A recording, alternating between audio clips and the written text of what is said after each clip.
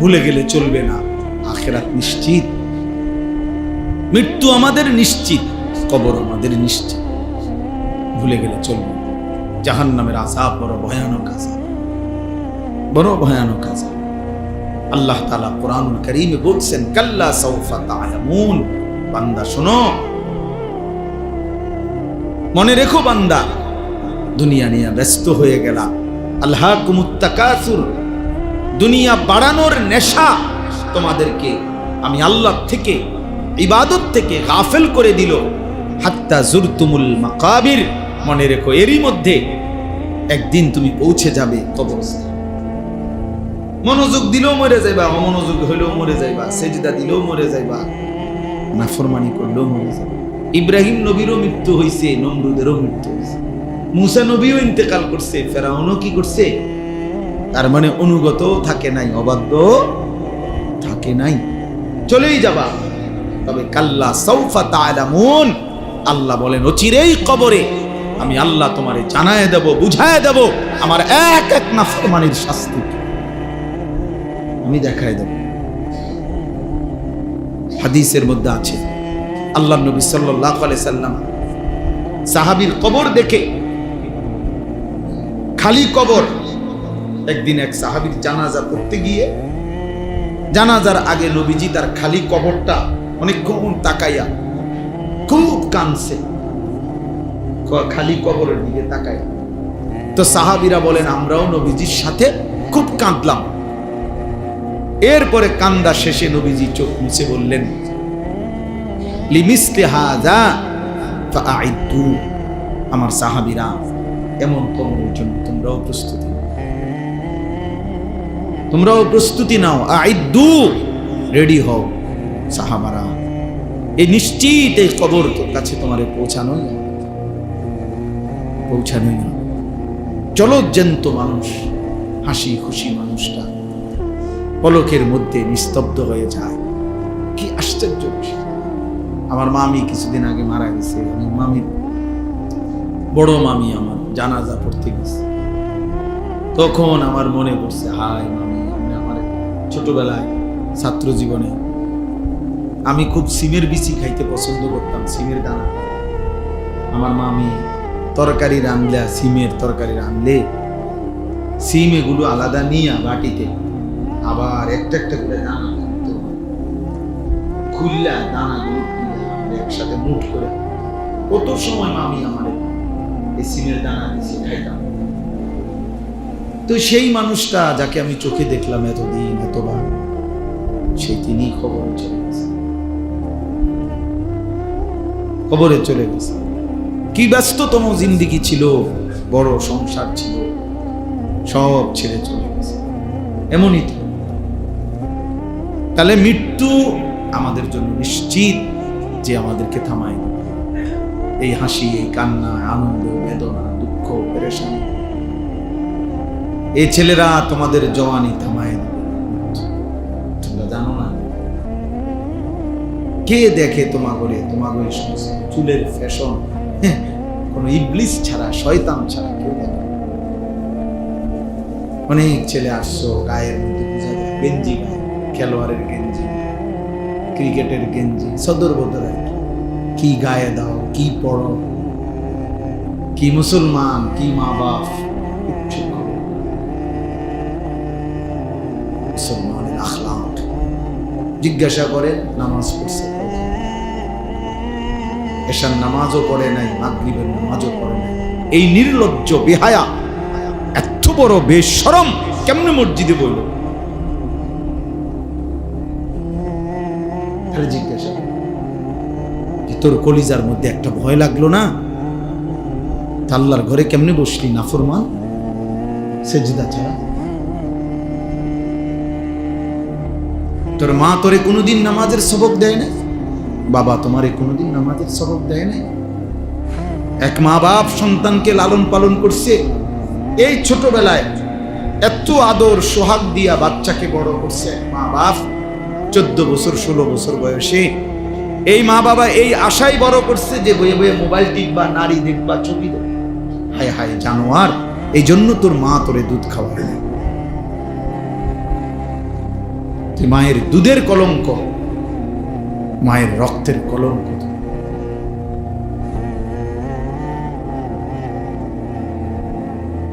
কিচ্ছু অর্জন হয় না শেষ পর্যন্ত। কিছু ছবি, নারী, কিছু মোবাইলের অশ্লীল দৃশ্য, বেনামাজি নাফরমানি জিন্দিগির বিনিময়ে কিছুই অর্জন নাই। শুধুই ক্ষয় হয়, লস হয়, আখেরাতও বরবাদ হয়, শরীরের শক্তিও নষ্ট হয়, সমাজের কাছে ঘৃণিত হয়। অফিকা উয়ুবুন ওয়ালিন্নাসে আয়ুনুন, আরবি ভাষার একটা প্রবাদ আছে, মনে রাখবে ছেলেরা, বাবা তোমরা মনে রাখবে। আরবিতে বলে যে তোমার মাঝে দোষ আছে, মানুষেরও চোখ আছে। তোমারও কি আছে? মানুষেরও কি আছে? তোমারও দোষ আছে, মানুষেরও। অর্থাৎ মানুষ প্রত্যেকের ব্যাপারে একটা জিনিস মনে রাখবেন, সামনে কিংবা পিছনে প্রত্যেককে তার কর্মের ভিত্তিতেই মূল্যায়ন করে। সামনে বলতে পারুক বা না পারুক, পিছনে হইল আপনার কর্ম যেটা, আপনার মূল্যায়ন হবে না, আপনি ওইটাই। আমনের সুদখোর, আমনের মানুষে কইব মাশাআল্লাহ জোনায়েত বাগদা দিয়ে নাও, আয়ো মানুষে চিড়া খায় আর আমনে ভাত খান। কথা বলেন না কেন? বাটফাররে বুঝি মানুষে কইব বেটা জোনায়েত বাগদা দিয়ে, মানুষে বেউকুফ। হ্যাঁ, সেজদাওয়ালাকেও মানুষ চিনতে ভুল করে না, হারামখোর বাটফারকেও মানুষ চিনতে ভুল করে না। মানুষ রাতকে রাতই বলে, দিনকে দিনই বলে, আলোকে আলোই বলে, অন্ধকারকে কি বলে? অন্ধকারে।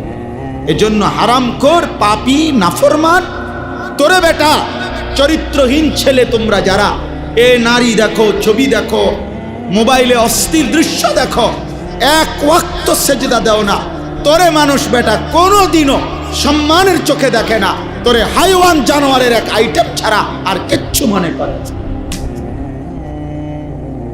হ্যাঁ, চলতে থাকো, যদি মনে করো জানোয়ারের পরিচয় নিয়েই, জানোয়ারের বৈশিষ্ট্য নিয়েই আমি সন্তুষ্ট, ঠিক আছে, চলো ভাইয়া চলো, অসুবিধা কি? ফাসাউফা তারা ইদিন কাশাফাল গুবার, খুব দ্রুতই দেখতে পাইবেন, অচিরেই দেখবে, অচিরেই ফয়সালা হয়ে যাবে। মৃত্যু এসে পার্থক্য করে দিবে, মৃত্যু এসে বুঝায় দিবে কোনটা ছিল করণীয়, কোনটা ছিল বর্জনীয়, কোনটা ছিল উচিত, কোনটা ছিল অনুচিত। আজ আমরা বুঝতেছি। এজন্য দোস্ত আমার, বাবা আমার, দয়া করে মেহেরবানি করে ভাবতে শিখে, ভাবতে শিখে। সারা পৃথিবী জুড়ে মুসলমানদের দুর্দশা মনেই পড়বে এই মোবাইল টিপা, এই আল্লাহকে নারাজ করা, সেজদাবিহীন এই জীবন মনে পড়বে, মনে পড়বে। প্রতিবেশী যেহেতু গায়ে পড়ে ঝগড়া করতেছে, অতএব এটা খুব দ্রুতই ভয় হয় আমাদের এই চারদিকের প্রতিবেশী পরিকল্পিতভাবে ফ্যাসিস্ট জালেম যেদিন থেকে পলায়ন করছে, তারপর থেকে পরিকল্পিতভাবে ইচ্ছা করে গায়ে পড়ে মুসলমানদের উপরে জুলুম করতেছে।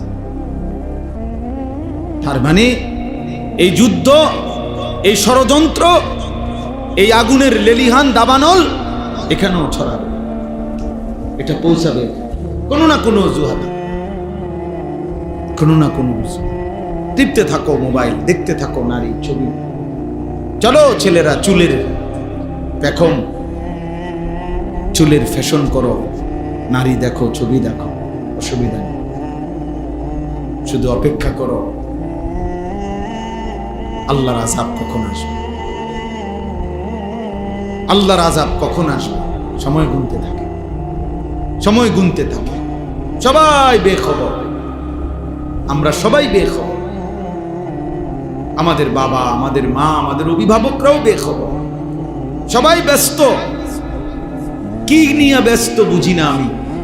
ছেলে নামাজ পড়ে না, বাবা, মেয়ে পর্দা করে না, স্ত্রী পর্দা করে না, ঘরে নর্তকীর নাচ গান চলতেছে, ছেলের হাতে মেয়ের হাতে মোবাইল, সারা রাত নাচ গান দেখতেছে। এবারে কি সংসার করে, কি করে আমি বুঝি না। এবার এই অপদার্থ বাপ তুমি বেটা করোটা কি? তোমার পোলাটাও নামাজ পড়ে না, তোমার মেয়েটাও পর্দা করে না, তোমার বউটাও পর্দা করে না, তোমার ঘরে রঙিন টেলিভিশনে নর্তকী নাচে, তো তুমি অপদার্থ কি সংসার করো? কিতা করো রে তুমি? কিরে ভাই বলেন না, কি করেটা কিসে? মুসলমান করছেটা কি? তাই আল্লাহ আমাদেরকে বুঝ দান করে। আমাদের ভাবা দরকার, আমাদের ভাবনা দরকার, ইনসাফ দরকার। আমরা নিজের হাতে আমাদের উপরে মুসিবত টেনে আনতেছি। মা আসাবাকুম মিন মুসিবাতিন ফাবিমা কাসাবাত আইদিকুম। আল্লাহ তাআলা বলেন, তোমাদের উপরে যত মুসিবত আসে সব তোমাদের হাতের কামাই, তোমাদের গুনাহ, তোমাদের মুসিবত। আমাদের পাপ, আমাদের এই ছেলেদের, মেয়েদের, আমাদের বয়স্কদের এই হারাম গুনাহ, আমার আপনার প্রতিটা পাপ আমাদের জন্য আযাবকে কাছায়, আযাবকে কাছায়। এজন্য আমরা আমাদের নিরাপত্তা দরকার। আপনারা শুনছেন আমাদের হযরত মাওলানা মুফতি আমজাদ সাহেব কথা বলছেন শেষ দিকে। আপনি চিন্তা করে দেখেন, এটা বাংলাদেশ, এখানে সবাই জানে যে সংখ্যাগরিষ্ঠ এখানে মুসলমান, ধর্মপ্রাণ মানুষ এদেশে লক্ষ লক্ষ মসজিদ মাদ্রাসা আছে। এত কিছুর ভিতরে দিয়া, এত আলেম ওলামার ভিতরে দিয়া 5ই আগস্ট পরবর্তী, 24-এর পরবর্তী যে সময়ে আপনার ফ্যাসিস্টের কোনো অনুসারী ক্ষমতায় নাই, এরপরেও এই মহিলা নামের কতগুলো মুরতাদ, নারী নামের কতগুলো মুরতাদ বেঈমান সরকারের কাছে এই প্রস্তাবনা দিছে যে সরাসরি আল্লাহর কোরআনকে চেঞ্জ করা। এত বড় সাহস! বিষয়টা তো শুধু প্রতিবাদ না, এটা চিন্তা করার বিষয় যে মানে এই সময় আইয়া এই সাহসটা হইল কেন? তাহলে এরা কত বড় নিকৃষ্ট, কত বড় জঘন্য, মানবতার কি পরিমাণ দুশ্মন। একটি সমাজের জন্য প্রস্তাব দিছে যে ছেলে মেয়ে বিবাহ ধর্মের বন্ধনে, বিবাহ বন্ধন ধর্মের ভিত্তিতে বিবাহ বন্ধনে আবদ্ধ হয়ে না হয়ে যদি নিজেদের ইচ্ছে মতো, পছন্দ মতো তারা যদি একত্রে থাকতে চায়, রাষ্ট্র সমাজ কেউ বাধাগ্রস্ত করতে পারবে না। এই আইন, এটা আইন। তার মানে কি? ছেলে মেয়ে যেখানে মন চায় কুত্তার মতো শুইয়া লাইব, যার যেখানে মন চায়। এই সমাজ টিকবে তো? তাইলে যৌনকর্মী, বেশ্যা, পতিতা পৃথিবীর ইতিহাসে, মানবতার ইতিহাসে কোন জায়গায় একেবারে সামান্যতম মনুষ্যত্ব যার মধ্যে আছে, তারা এটা একটি জঘন্য অপরাধ, নারীর এই অসভ্যতা, কোন নারী দেহ বিক্রি করা, নাউজুবিল্লাহ। এই মুরতাদরা, এই নারী সংস্কার কমিশনের এই মুরতাদগুলো প্রকাশ্যে প্রস্তাবনা লিখছে যে এই যৌনকর্মী, বেশ্যা, পতিতাকে রাষ্ট্রীয়ভাবে শ্রমিক হিসাবে স্বীকৃতি দিতে হবে। এরা শ্রমিক, এরা ওয়ার্কার। আপনি চিন্তা করছেন এই সমাজ কোথায় গিয়ে পড়ছে? অর্থাৎ ছেলেদেরকে, মেয়েদেরকে প্রকাশ্যে আমন্ত্রণ জানাইছে, তোমরা আরেকটু সবর করো, তোমাদের অবাধ জিনা ব্যভিচারের জন্য একদম প্রকাশ্য ব্যবস্থা করে দিচ্ছি, আরেকটু সবর করো, আরেকটু সবর করো। তাইলে ভেবে দেখেন, পিছনে বেঈমানের মদত, কাফের মুশরিকদের মদত ছাড়া তারা এটা করতে পারে? তাহলে আমরা কোথায় আছি? আমাদের এত মসজিদ, এত মাদ্রাসা, এত আজান, আমরা এত বিপুল পরিমাণ মুসলমানের সামনে দাঁড়াইয়া আল্লাহর কোরআনের বিরুদ্ধে এত বড় কথা বলতে পারা, এই সাহস এই বেঈমানরা কোথায় পাইল? বলে। গত 2 দিন আমি উত্তরবঙ্গ ছিলাম, কুড়িগ্রাম, লালমনিরহাট, দিনাজপুর, গাইবান্ধা, 4 জেলা সফর করছি, বয়ান করছি।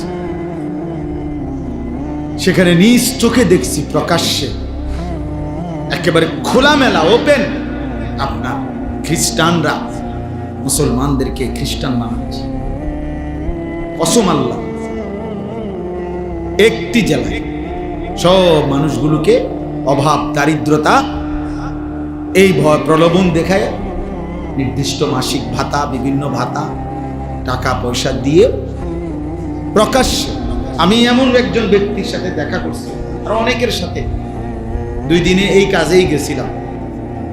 এমন ব্যক্তিকে দেখছি, কসম বিশ্বাস করেন আমি নিজে কথা বলছি ওই লোকের সাথে। এই লোক একটি মসজিদে ওইখানে 7 বছর জুমা পড়াইছে, জুম্মার খতিব, সে প্রকাশ্যে খ্রিস্টান। আল্লাহর কসম। কুড়িগ্রাম, ভাবতে পারেন তোমরা ছেলেরা, আমাদের মাতৃভূমি তো বেটা, অরক্ষিত বেটা, কিসের উপরে তোমরা এই ফ্যাশন করতেছ? কিসের উপরে মোবাইল টিপতেছ? কে তোমা করে এত সুখ তুম করে কে দিল?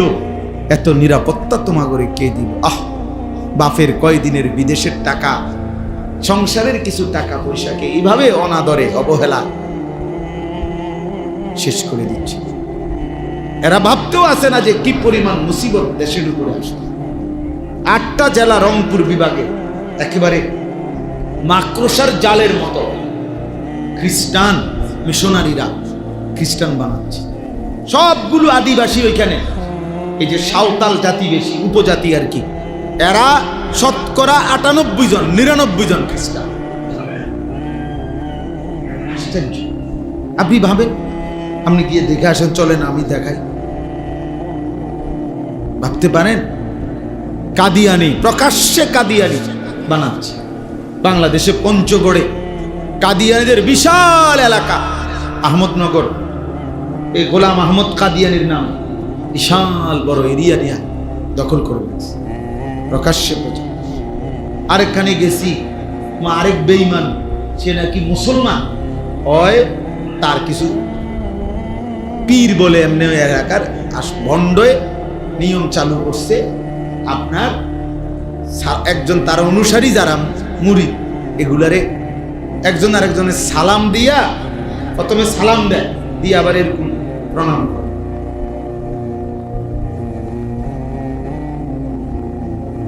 কি এটা কি? আমাদের দেশে দেখেন ওই অনেকে মাজার দেখলে এরকম করে, কেরুম কেরুম জানি চিংড়ি মিঞ্জি তো দেখি অনেক সময়, হেইতে কইতে রে হেইতে কি করছে, বুঝেন নাই কথা? কারে সম্মান করলা? কি বিল্ডিং এর সম্মান করলে এরকম, নাকি যিনি পিসার বুজুর্গ কবরে আছে ওনারে সম্মান করলে? তো যদি ওনারে স্মরণ করে তো ওনার জন্য সূরা ফাতিহা না পড়লে কি? বুঝেন নাই কথা?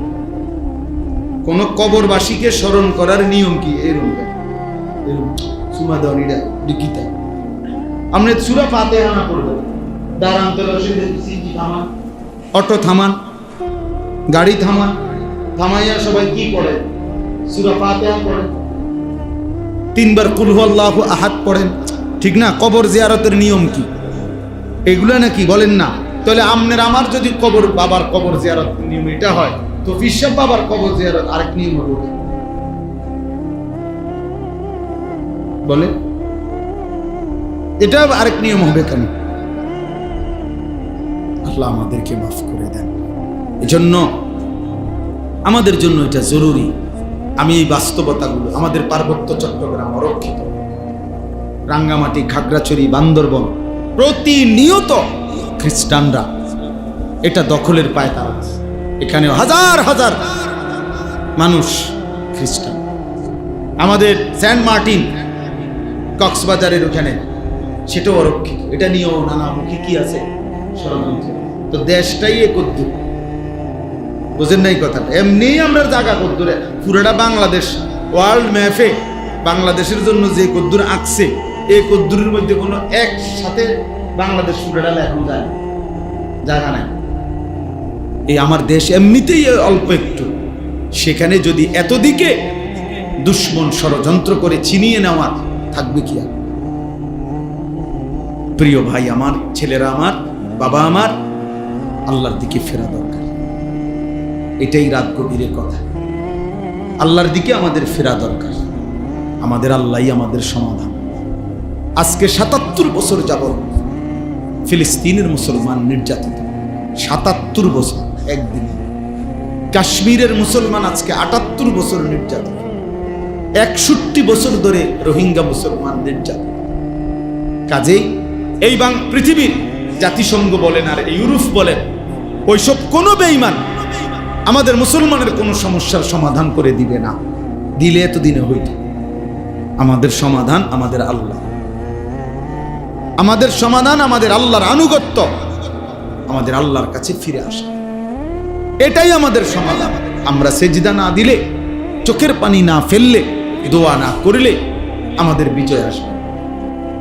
বুঝেন না এই কথাটা?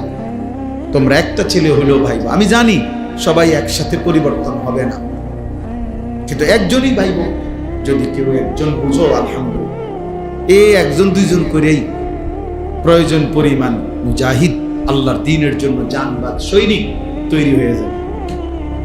দেখেন ঠিক সময় মতো আল্লাহ তাআলা ইমানের বিজয়ের জন্য যাদেরকে দরকার, আল্লাহই তাদেরকে আলাদা পছন্দ করে নিবেন।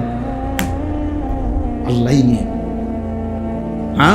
আর ওই অকর্মণ্য অপদার্থ, দুনিয়া লোভী, নাফরমান, ওই নাফরমানিতেই পড়ে, নাফরমানিতেই পড়ে থাকে। এই জন্য আমাদের আল্লাহর দিকে ফেরা উচিত। আপনাদেরকে একটা উদাহরণ দেই, তাহলে বুঝবেন। বদরের যুদ্ধের দিন, সবাই জানি আমরা বদরের যুদ্ধের ঘটনা। নবী সাল্লাল্লাহু আলাইহি ওয়াসাল্লামের বদরের যুদ্ধের দিন নবীজি ৩১৩ জন সাহাবীকে আল্লাহ নবী সাল্লাল্লাহু আলাইহি ওয়াসাল্লাম যুদ্ধের ময়দানে যখন দাঁড় করাইছেন, হাদিসে স্পষ্ট আছে, বুখারীর রওয়ায়াত, আমি নিজে পড়াইছি, বুখারী শরীফের হাদিস।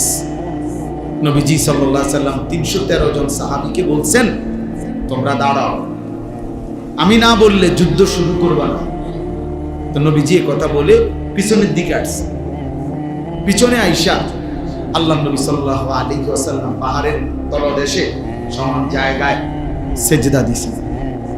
১ নম্বর, চোখের পানি ছেড়ে কান্না শুরু করছে, আর আল্লাহর কাছে একটা দোয়া করছে বারবার, আয় মাওলা, তোমার জাতের কসম মাওলা, আমার এই লোকে অল্প কয়জন, আমার মক্কার ১৩টা বছর আমি রক্ত ঝরিয়ে দিবা নিশি মেহনত করে আমি মদিনায় আসছি, আর এই মদিনার এই ৬ মাসের ব্যবধানে আজকে যুদ্ধ, আমার পুঁজিয়ে ৩১৩ জন, আমার লোক নাই, আমার আছেই এ কয়জন। এই হাদিসে আছে, নবী বলছে কাঁদতে কাঁদতে, সেজদা দিয়া দোয়া করতেছে আর বলতেছে, আল্লাহুম্মা ইন তুহলিক হাযিহিল ইসাবা লান তু'বাদা ফিল আরদ। আয় মাওলা, আজ যদি আমার এই ছোট্ট কাফেলা ৩১৩ জন, এই কাফেলা যদি ধ্বংস হয়ে যায় আপনার দুশমনের হাতে, তাহলে আপনার এই জমিনে আপনার ইবাদত আর হবে না। কে করবে? আর আমারে আপনি বেইজ্জতি করেন না, আমারে আপনি অপমান করেন না মাওলা, আমার এই অল্প কয়েকজনকে আপনি ধ্বংস করেন। মাত্র ৮টা তরবারি, 2টা ঘোড়া, এই ছিল পুঁজি, আর কিচ্ছু নেই কারো কাছে, আর কিছু না। 8টা তরবারি ছিল 8 জনের হাতে, 2 জনের কাছে 2টা ঘোড়া ছিল, আর বাকিদের কাছে কিছুই ছিল। কিন্তু নবীজি কি করলেন? 3টা কাজ করলেন। 1, সেজদা দিলেন। কি দিলেন? 2, চোখের পানি ফেললেন। 3, দোয়া করলেন। এই সেজদা, চোখের পানি, দোয়া, এই 3 জিনিস নবীজি যখন পূর্ণ দিলেন, আল্লাহ তাআলা জিবরাইলকে পাঠাইলেন। পাঠিয়ে জিবরাইল বললেন, কোরআন নাজিল করলেন, ফাস্তাজাবা লাহুম রাব্বুহুম, বন্ধু আপনার দোয়া কবুল হয়ে গেছে। আন্নী মুমিদ্দুকুম বিআলফিম মিনাল মালাইকাতি মুরদিফিন। আল্লাহ বলেন, বন্ধু 1000 ফেরেশতা যুদ্ধের সাজে সজ্জিত আমি আপনার সাহায্যের জন্য পাঠাইলাম। তো এরপরে মুসলমানের বিজয়। তাহলে মুমিনের বিজয়, মুসলমানের বিজয় সেজদা। কিসে? চোখের পানি, চোখের দোয়া, দোয়া। আমাদের চোখের পানি, আমাদের সেজদা, আমাদের দোয়া, আমাদের জিহাদ, আমাদের কিতাল, আমাদের আল্লাহর জন্য জান দেওয়া, এটাই আমাদের বিজয়। এর মধ্যেই ইমানের বিজয়, মুমিনের বিজয় আসতেই হবে। এ দেখেন, তোমরা ছেলেরা মনে রাখো, ভাইয়া মনে রাখো, আমি বললাম রং তামাশা ছাড়তে হবে। দেখো এমনি সোজা হইতা না তো, ফিডা খাইয়া সোজা হইতা, দুশ্মনের আঘাতে একদিন চোখের পানি, রক্ত ঝরবে। এই জন্য সুন্দর সুন্দর কথা, পণ্ডিতি আর এই মোবাইল নিয়ে ব্যস্ত থাকা, এর নাম জিন্দেগি না।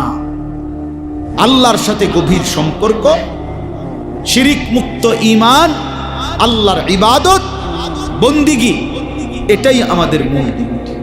আল্লাহ আমাদেরকে বুঝা মানা সহজ করে দেন, সহজ করে দেন আল্লাহ তাআলা। আসো ভাইয়া, উকি দিয়া দেখো, কিছু ছেলে পেলে এখনো বাইরে ঘুরতে আছে, উকি দিয়া চায় শেষ হয় না। আহারে বেশরম রে, এরা আমার কাছে খুব শরম লাগে। ঠিক আছে বেটা, সামান্য কিছু খাইবা তো খাইবা, কিন্তু এই নির্লজ্জের মতো শুধু দেওয়ানের টাইমে কেমনে মানুষের তো একটা চোখ শরম আছে। আফসোস, আল্লাহ বুঝ দান করেন। চলেন, শেষ কথা আমার, আমি আপনাদের কাছে অনুরোধ করি, আমরা ভাবতে শিখি। আবার দেখ, এই ইচ্ছা করে এই নাস্তিক মুরতাদ মহিলাগুলো বাংলাদেশের এই 18 কোটি মুসলমানের বিরুদ্ধে চ্যালেঞ্জ করছে। তার মানে এরা বারবার দুশ্মন, আমাদেরকে শান্তিতে থাকতে দিবে না, বারবার উস্কায় দেয়, বারবার ঝগড়া বাজায়। এই জন্য আগামীকাল হেফাজতে ইসলাম বাংলাদেশের উদ্যোগে আগামীকাল ইনশাআল্লাহ ঢাকার সোহরাওয়ার্দী উদ্যানে মহাসমাবেশ। এই নারী সংস্কার কমিশনের ভুয়া, কোরআন সুন্নাহ বিরোধী, মানবতা বিরোধী, হায়া বিরোধী এই কমিশন বাতিলের দাবিতে প্রতিবেদন এবং আরো কিছু ন্যায্য দাবিতে আগামীকাল মহান আমরা সব ইনশাআল্লাহ ছুটছে, হাজার হাজার বাস, শত শত বাস আলহামদুলিল্লাহ ঢাকার উদ্দেশ্যে ইতিমধ্যে চলতেছে। আমরাও যাব সব ইনশাআল্লাহ। আমাদের বাস টাস সব রেডি, শেষ রাত্রের দিকে সব চলবে ইনশাআল্লাহ। ইমানের দাবিতে আমরা বলেই যাব, কেউ শুনুক বা না শুনুক, কিন্তু ইমানের দাবিতে আমাদেরকে আল্লাহর দ্বীনের জন্য লড়তেই হবে। এজন্য যুবক ভাই, তোমরা ফিরে আসো ভাইয়া। বেনামাজি জিন্দিগি, নাফরমানি জিন্দিগি দয়া করে আল্লাহর ওয়াস্তে ছেড়ে দাও। একটা ছেলে হলেও ফিরে আসো, আল্লাহর দিকে ফেরো। আগামী দিনে আমাদের এই গুনাহ আমাদেরকে মুসিবত টেনে, আল্লাহ আমাদেরকে মাফ করে দেন। আমি যে আয়াতগুলো পড়ছি, এই আয়াতের মধ্যে আল্লাহ তাআলা বলেন, ওয়াইদ বাওয়ানা লিইব্রাহিমা মাকানাল বাইত, আমি আমার বন্ধু ইব্রাহিমের জন্য আমার ঘর কাবা পুনরায় নির্মাণ করবার জন্যে আমি আল্লাহ তাআলা জায়গা পুরা নির্ধারণ করে দিলাম।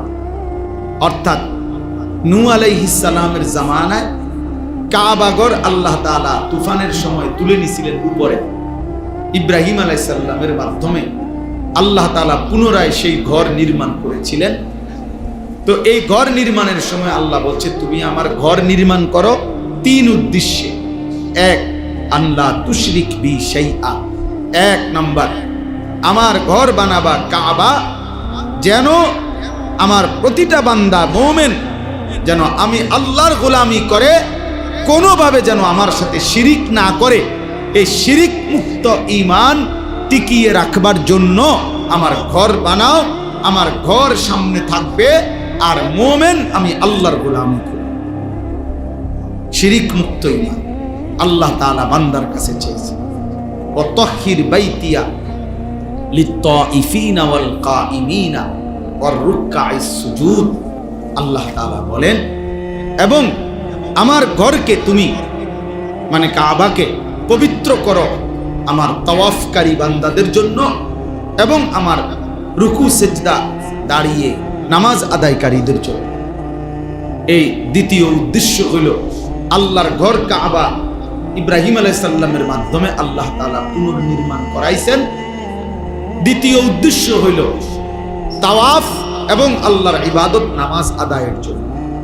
তাইলে এই মসজিদ আল্লাহর ঘর, মসজিদ বানানোর মূল উদ্দেশ্য হবে ইবাদত নামাজ।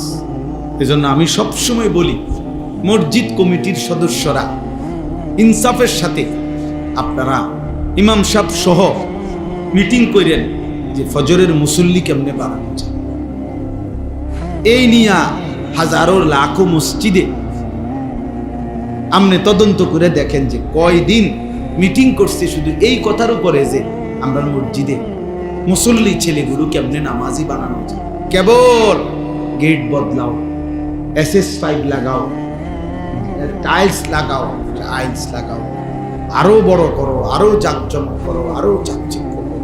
টাইলস লাগাইতে লাগাইতে পারে না সভাপতি, সেক্রেটারি, কেশিয়ার, কমিটি, তার আর পুরা শোল্ডার মধ্যে যদি টাইলস লাগান যাইত, কারণ আছে তো না লাগাইতো, টাকাও আছে, টাইলসও আছে। কথা বুঝেন? কিন্তু একটাবার ইনসাফ করে বলেন ঠিক এই নিয়ে মিটিং করছেন নিজে মুসল্লি কিভাবে বাড়ানো যায়। ফজরের নামাজ এই মহল্লার সমস্ত মুসলমানের উপরে ফরজ না? কথা বলেন না কেন? তাহলে আপনারা উদ্যোগ নেন, আপনারা আলোচনা করেন বয়স্করা, কমিটিওয়ালারা, মুরব্বীরা, যে আর কি করা যায়, আর কি করতে পারি আমরা। 50 জন মুসলমান তো একত্রে ভাবতে পারে। আমার একটা পরিচিত জায়গা আছে সন্দ্বীপ, চট্টগ্রাম। ওইখানে 2023 সালের অক্টোবর মাসে 4 থেকে 5 জন কলেজের ছেলে যারা নিয়মিত ফজরের নামাজ পড়ত, ওরা একদিন সিদ্ধান্ত নিছে যে আমরা আমাদের বন্ধুদেরকে ফজরের নামাজের জন্য উঠাবো। আমার খুব ঘনিষ্ঠ ওরা, 1 বছর তারা মেহনত করছে, প্রতিদিন ফজরের নামাজের জন্য বন্ধুদেরকে উঠাইতো। 1 বছর পরে আমি তাদের জন্য আলাদা একটা মাহফিল করছি এই ছেলেদের জন্য। ওরা আমার হিসাব দিছে যে হুজুর আলহামদুলিল্লাহ 1 বছর আমরা এই 4 জন বন্ধু 5 জন আমরা একসাথে দিন রাত মেহনত করে ফজরের জন্য বন্ধুদেরকে উঠাইছি। এখন লিস্টেড বরাবর 2024 সালের আইসা নভেম্বরের 19 তারিখ না যেন 20 তারিখে আমি মাহফিল করছিলাম, তারা আমার হিসাব দিছে প্রায় 4,500 ছেলে 1 বছরে লিস্টিভুক্ত ফজরের নামাজ জামাতে। ইচ্ছে করলে সম্ভব? কথা বলেন না? সম্ভব। একজন মুরব্বী জিম্মাদারি নেন যে আমি আমার নাতিরে উঠাবো। আমি তো আলহামদুলিল্লাহ আমার 7 বছরের বাচ্চাকে প্রতিদিন ফজরের নামাজের জন্য আমি দাঁড়ানো থাকি, উঠাই, এরপরে মসজিদে। আজকে সকালেও ঘরে একবার উঠাইয়াও বসাইছি, আবার আমি অজু করে এসে দেখি আবার শুয়ে গেছি। বলছি না আব্বা ওঠো, আবার ওঠো, আব্বা অজু করে আসো, নামাজ পড়ে আবার শুয়ে, আজকে আব্বা শুক্রবার, অসুবিধা নাই, ঘুমাইতে পারবো। এক এক সময় এক একটা বলে উঠাইতে হবে আমার, এটা আমার জিম্মা। চেষ্টা করলে সম্ভব। 1000 বার বললে, বারবার বললে, আরে প্রয়োজনে যদি একটা বাপ তার সন্তানকে নামাজি বানানোর জন্য চোখের পানি ফেলে, তাইলেও সেই চোখের পানি আল্লাহর কাছে দামি হবে, দামি হবে। এজন্য সবাই মিলে, আমার কাজল ভাই, আমি আপনার কাছে অনুরোধ করি, আপনি তো বুঝমান মানুষ, মহব্বত করেন আমাদেরকে। আমরা যে কয়জন বাবা ভাই আছেন, আপনাদের আপনারা বসেন, দায়িত্ব নেন, একজন একজন, দুইজন, ছেলেদেরকে উৎসাহিত করেন, আলাদা দাওয়াত দিয়া মহল্লার ছেলেদের সাথে কথা বলেন যে বাবা আসলে কি করতে চাচ্ছ, কেন নামাজ পড়বা, আল্লাহর সাথে তোমাদের রাগটা কিসের, এটা জিজ্ঞান ছেলেদেরকে। ফিকির করেন, দেখবেন একজন ছেলে, 2 জন ছেলেই নামাজ পড়ুক, 10 জনই পড়ুক, একজন হুজুরের বক্তব্য দিয়া আমনে একজন বক্তারে আনছেন আর একজন বক্তা বহন করলে এই সমাজ সবাই এক কথায় নামাজি হয়ে যাবে না। সবাই এক কথায় হবেন, সম্মিলিত প্রচেষ্টা, উদ্যোগ জরুরি। রাসূলুল্লাহ সাল্লাল্লাহু আলাইহি ওয়াসাল্লাম 23 বছরে যে দাওয়াত দিছেন মানুষকে, সাহাবায়ে কেরাম যারা নবীর হাতে কালেমা পড়ছেন তারা দাওয়াত দিছেন। কথা কয় না, কে শুধু নবীজি একাই দিছে? তো ওনারা সহ নবীজির কার্যক্রমটাকে আগায় নিতে সহযোগিতা করছে কিনা বলো? আমার কাছে কিতাব আছে স্পষ্ট। রাসূলুল্লাহ সাল্লাল্লাহু আলাইহি ওয়াসাল্লাম প্রথম আবু বকর সিদ্দিককে কালেমা পড়াইছে নাকি? এই বাহিরে, ঘরের বাহিরে আবু বকর সিদ্দিক রাদিয়াল্লাহু তাআলা আনহু পরবর্তী 15 দিনের ভিতরে 6 জন বিখ্যাত সাহাবীকে উনি রাসূলুল্লাহ সাল্লাল্লাহু আলাইহি ওয়াসাল্লামের কাছে বুঝাইয়া আইনা কালেমা পড়ে দিয়েছেন। তাহলে এটা বুঝতে হবে, এটা বুঝতে হবে। হুজুর আমনে আইয়া কইয়া যান, সব বুড়া মানুষ অনেক আছে, মাঝ বয়সী অনেক আছে, হুজুর বেডিটি বেশি খারাপ, আমনে গদ্দুর কইয়া যান। হ্যাঁ হুজুর বুড়া মানুষ খুব খারাপ, আমনে গদ্দুর কইয়া যান। আমি গদ্দুর কইয়া যেটা লাজন পানি ফু দাও নাই, এটা তাবিজ আর কি। একজনে বললে হবে না, সবাই মিলে কি নিতে হবে? উদ্যোগ নিতে হবে, সবাই উদ্যোগ নিতে হবে। আল্লাহ তাআলা তৌফিক দান, আল্লাহ মাফ করে দেন। চলেন, শেষ কথা হলো আল্লাহ তাআলা বলছেন, তাহলে আমি বলার উদ্দেশ্য হলো, তৃতীয় কথা হলো আদ্দিন ফিন্নাস বিল হজ। আল্লাহ তাআলা বলছে, বন্ধু ইব্রাহিম, আমার ঘর বানাইছি কাবা, এই ঘরকে কেন্দ্র করে মানুষ যেন হজে আসে এই ঘোষণা দেন। তাহলে কাবা ঘরের 3টি মাকসাদ আল্লাহ বলছেন। 1 নাম্বার আমার ঘরের চারদিকে তাওয়াফ করবে, 2 নাম্বার নামাজ আদায় করবে, 3 নাম্বার হজ করবে। তাইলে বাপ, আপনাদের কাছে আমাদের বিনীত অনুরোধ, যে কয়জন সামনে বসছেন প্রত্যেকেই প্রথম কথা হলো শিরিক মুক্ত ঈমান এবং আল্লাহর ইবাদত বন্দেগীর প্রতি যত্নবান। নিজেদের ছেলেপেলের দিকে দেখেন, মহল্লার ছেলেদের দিকে সবাই তাকায়েন। বাবা চাচারা চোখ বন্ধ করলেই ঝড় থামে না। মনে রাখেন একটা কথা, অর্থাৎ এই কথাটা মনে রাখেন যে আমনে তুফান আসতেছে, আমনে যদি চোখ বন্ধ করে কোন কই না তুফান তো আইয়ে না, তুফান বুঝি আইয়ে না, আমনে না চোখ বন্ধ রাখছে। কথা বোঝেন নাই আমার? তাহলে চোখ বন্ধ করলে ঝড় থামে না, ঝড় তো আসতেই আছে, আমনে না চোখ বন্ধ করে রাখছে। তাহলে আপনি যদি বলেন আমি বুঝি না, তার মানে এই সমাজের অধপতন থামবে না, সমাজ নষ্ট হয়ে যাবে, একদিন আপনার ঘর আক্রান্ত হবে।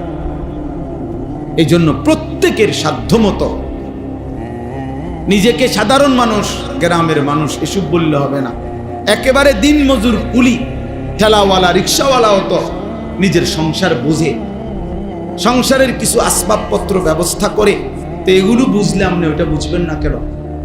এই জন্য প্রত্যেকেই আন্তরিকভাবে নিজেদের মহল্লায়, নিজেদের সমাজে, নিজেদের ছেলেদেরকে কিভাবে নামাজি বানানো যায় ফিকির।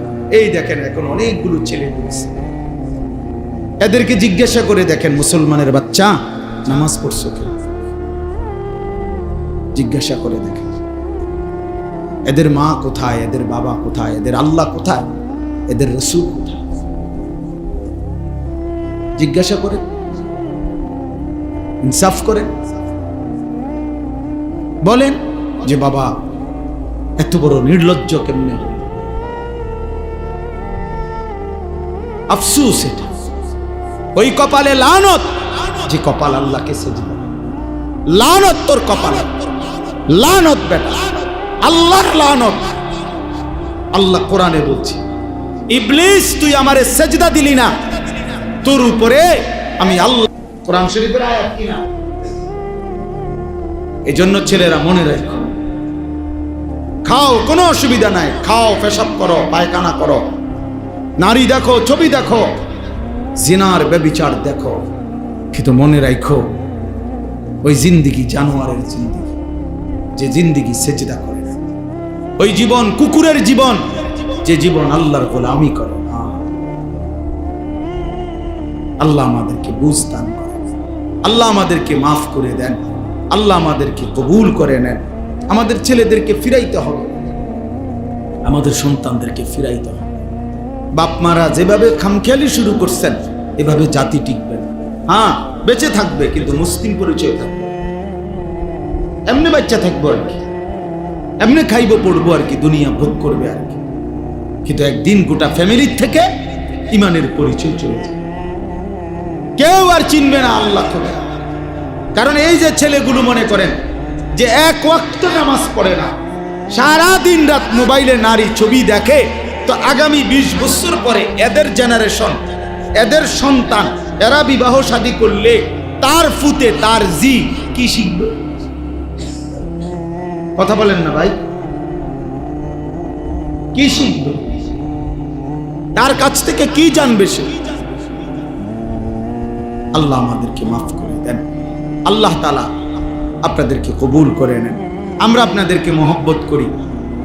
এই গ্রামে আমাদের অনেক স্মৃতি আছে, মনিরের সাথে আমার অনেক বেশি সম্পর্ক, আরো অনেকেই, আপনাদের অনেককেই আমি চোখে চিনি, মুখে চিনি।